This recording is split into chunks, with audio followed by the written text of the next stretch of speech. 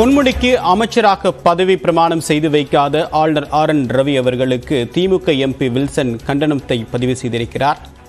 உச்சநீதிமன்றத்துடைய உத்தரவின் அடிப்படையில் மீண்டும் எம்எல்ஏவாகவும் அமைச்சராகவும் பொறுப்பேற்பதற்கு எந்தவிதமான தடையும் இல்லை என்று காரணத்தினால் அவருக்கு மீண்டும் அமைச்சர் பொறுப்பு வழங்க வேண்டும் என்று தமிழ்நாடு முதலமைச்சர் மு க ஸ்டாலின் கடிதம் எழுதியிருந்தார். இந்த விவகாரத்தில் தற்போது ஆளுநர் மறுப்பு தெரிவித்திருக்கிறார்.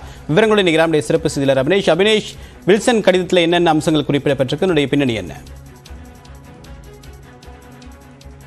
தேவப்பிரியன், தமிழ்நாடு ஆளுநர் ஆர்.என். ரவிக்கு அரசியலமைப்பு சட்டத்துக்கு சிறிதும் மரியாதை அளிக்காமல் மீண்டும் தவறு இழைப்பதாக குற்றம் சாட்டியிருக்கிறார். குறிப்பாக முன்னாள் அமைச்சர் பொன்முடி அவர்களுக்கு கடந்த டிசம்பர் மாதம் 19ஆம் தேதி உயர்நீதிமன்றத்தில் குற்றவாளி என தண்டனை தீர்ப்பளிக்கப்பட்டார். ஆனால் கடந்த மார்ச் மாதம் 11ஆம் தேதி அந்த தீர்ப்பை மற்றும் தண்டனையை நிறுத்தி வைத்திருக்கிறது உச்சநீதிமன்றம்.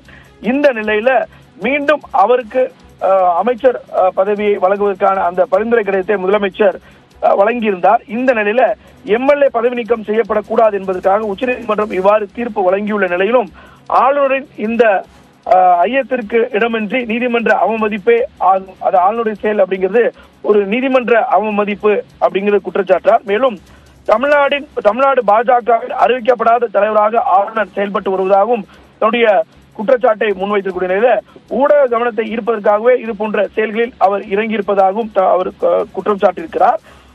அரசியலமைப்புக்கோ சட்டங்களுக்கோ உச்சநீதிமன்ற தீர்ப்புகளுக்கோ துளியும் மதிப்பளிக்காத ஆளுநர் உடனே பதவி நீக்கம் செய்யப்பட வேண்டும் என்றும் ஆளுநர் பதவிக்கே இழுக்கான ஆளுநர் ஆர்.என். ரவி அவர்களை உடனடியாக திரும்ப பெற வேண்டும் என்று இந்திய குடியரசுத் தலைவருக்கு தற்போது அவர் எழுதியிருக்கக்கூடிய அந்த கடிதத்தில் அவர் குறிப்பிட்டு கேட்டிருக்கிறார்.